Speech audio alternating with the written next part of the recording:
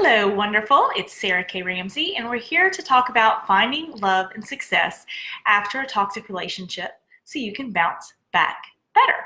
Okay, so I heard the absolute craziest advice this week, and then I heard some pretty good advice this week about relationships. So I'll start with the good, and then we'll go to the bad and the ugly. So this morning when I was working out, the workout instructor, she was talking about getting married. And so I said, what do you like about him? Because you can tell a lot when someone's reaction and the health of their relationship when you say that. So I had asked her what she liked about him, and she went on for several good things. And she talked about how he treated his mother.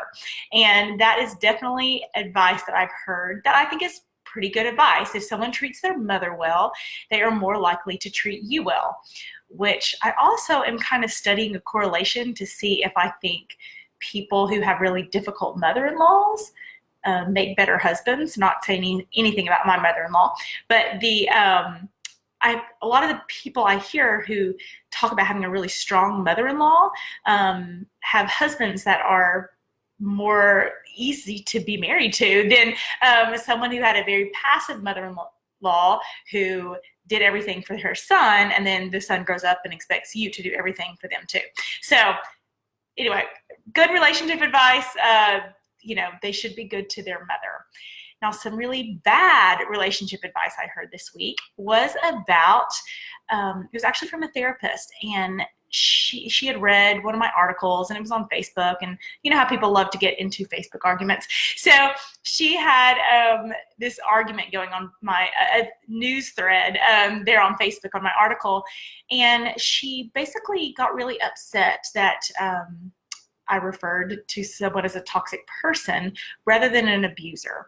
And I don't like to use the word abuser because it's not fun to think about the fact that you were abused. And so I purposely use toxic person for that purpose, and it is very strategic. But she said the best way to fix abusers is fixing the abuser, so that way they don't create other abusers and they don't go on to hurt other people, okay? Which is nice in theory, but I try not to get engaged in Facebook battles, but I really said something about this one, and I said, let me be very clear. It is not your job to fix the person who's hurting you. It is not your job to fix your husband. It is not your job to fix your boyfriend. It is not your job to fix your mom. It is not your job to fix your dad. It is not your job to fix your sister. It is your job to take care of you. Now, there's quite the balance on that. I'm not talking about spending all your money on spas so you don't feed your children. Obviously, we know. But if you have someone who is, hurting you and throwing things in your house and not speaking to you for 4 or 5 days and sleeping with other women and, giving you the silent treatment for 2 weeks, it's not your job to fix that person.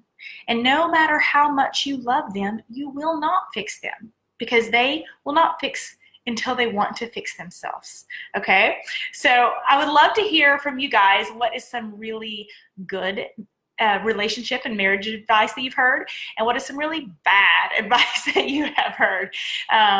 And please do not ever think you have to fix a toxic person or anyone, and don't think that you could ever love anyone enough for them to change, because they have to love themselves enough to change. And that's the best we can do. Have a great day, wonderfuls, and happy healing warriors.